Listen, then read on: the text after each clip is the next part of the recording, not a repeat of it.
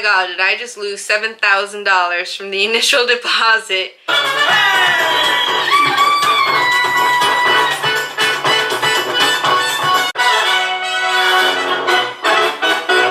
Hi guys. Hi guys. We're here again, Viviana. And I'm Amy. And today we're going to be talking about our bad experience with a small private lender when we were trying to get a condo about 2.5 years ago. Oh god. Yeah. Yeah, could be a little bit longer, but yeah. So we were still in college. So this was back in San Bernardino. We wanted to get out of San Bernardino. This is not the greatest area in the world. And we found a real estate agent on Yelp. I think it was Zillow, actually. Zillow? Mm-hmm. We found him, we called him, and we just went with him. We decided... We didn't want to keep renting, and we didn't want to do student housing, so we thought, why not buy a condo? And at the time, we were going to have 2 other roommates that were going to be able to help us with our mortgage. So that made it a lot easier for us to make that decision to just buy a condo versus keep on renting. It didn't take very long. And we didn't really have a general area of where we wanted to live. We were looking in Redlands. We were looking in Riverside. We were looking in Ontario, Rancho Cucamonga, all the cities around San Bernardino. We just knew we didn't want to live in San Bernardino. No. So we would go to these places, and we had $200,000. And Vivi just got her job. I had just gotten hired. I think it was a few months in, maybe 4, 5, 6 months into it. And I still wasn't, like, ready, but I was making a good amount of money, and we were going to have But you didn't have your 2-year experience. No. And neither did I, but the private lenders were willing to take our college careers because what we were studying is what we were working for. So they were willing to count that. So we thought, okay, that's fine. Yeah. We're like, okay, so we got pre-approved. That's awesome. That means we can get a place. Our realtor thought that was a really low number and that it was really hard. And we're looking for a 2-bedroom at least so that 4 people can somehow live in them. So he thought that was also hard. And we were kind of just doing all the research on ourselves. And whenever we wanted to go look at a property, we'd just call him and be like, take us to that one. I'm going to go see that one. Yeah, like we were doing most of the research. Like he wasn't giving us properties to go look at. We would tell him, hey, we found this one, we found that one. Let's go look at it. Yeah. And so we went to one. It was 3 stories. It was a garage, the living room, kitchen, and 1 bedroom. And then the other bedroom basically had its own floor. I still think it was an amazing condo. She fell in love with it. I think it was great. But but it was too much money. But the kitchen was a little small. Oh, that's true. The kitchen was tiny for 4 people. 4 people. Probably 5 because I wanted to get more roommates. We told our agent to put in an offer of $200,000. That was the listing price, and that we'd put down $7,000 in initial deposit, and they accepted it.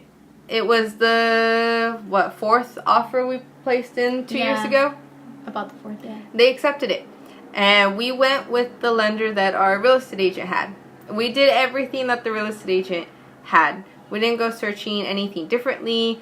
Nothing. So we submitted all of our paperwork.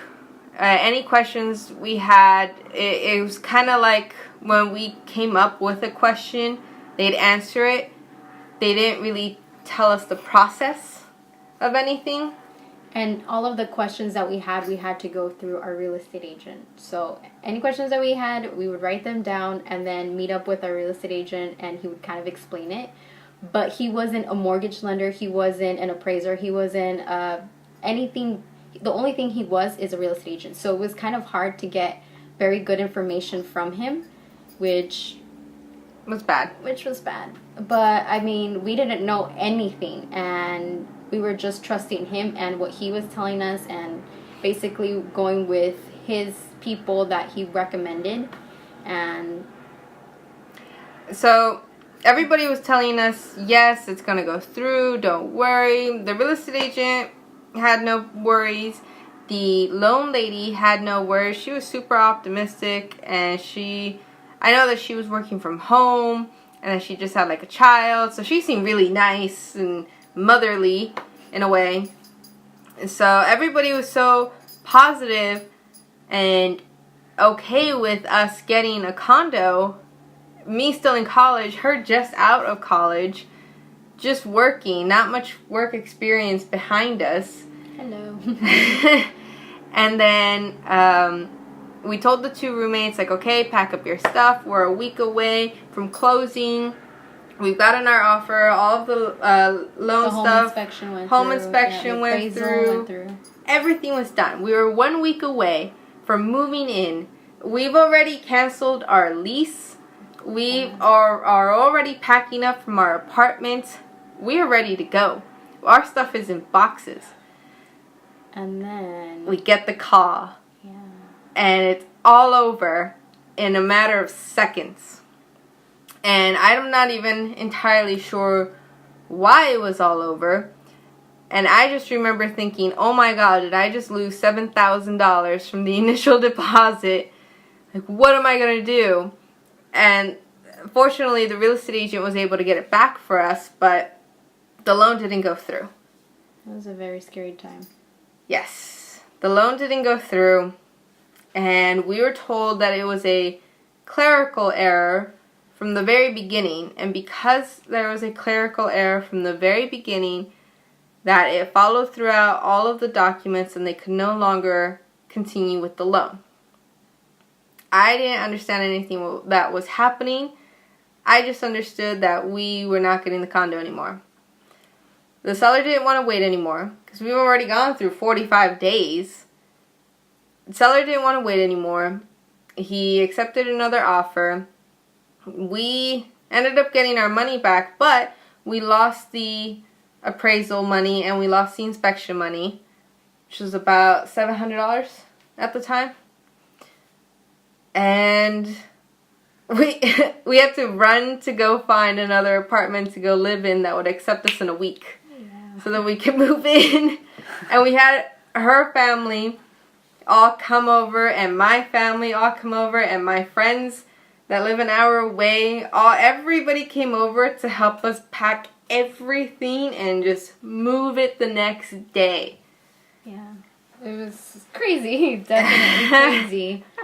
But that was definitely a bad experience that we had with a private lender. That was with the private lender. And I think that's why we probably won't go with a private lender anytime soon. I'm not saying that private lenders are horrible and you should never trust one. It's just we're almost left homeless because of a private lender, and even though I'm not entirely sure what exactly happened, part of me feels like if I went with a big lender, then I wouldn't have almost been homeless for any amount of time. That's probably true to an extent, yeah. I mean, if you can't qualify people, then you shouldn't say you can qualify people. Yeah. I mean, they told us an amount. We believed that we could be qualified for that, and it didn't work out, so. And that was when we didn't do any numbers ourselves. No, we were completely blindsided. We didn't know anything. We were going head on first, not knowing anything about real estate. I don't think we had we been taking real estate classes at that point? Just started. We just started. So probably because we just started, we felt all cocky and everything, like, oh, we know everything after one class. Probably. And so, yeah. I'm so happy that we know more now, but that it's taken 2 years. But now, like, unfortunately, we're just not comfortable with a private lender. Yeah. Good time. So good luck. Good luck, guys. Don't do what we did. Don't just trust people because they say they're a lender and because they say they're a real estate agent. You have to do your own numbers and your own research and your own stuff. A suggestion is, even if you are thinking about going with a private lender, talk to a bank first. Get their opinion. Get to a general idea of how much they can qualify you for, even if you don't want to go with a bank. but that way you get an idea of what to expect from that private lender. Yeah, we didn't even shop around. No. We didn't do anything. We just went with what the real estate agent said. And we just randomly found him on Zillow because he was like attached to a property we liked. And we're like, oh. We'll contact him. I don't know. Yeah. Bye. Bye, guys.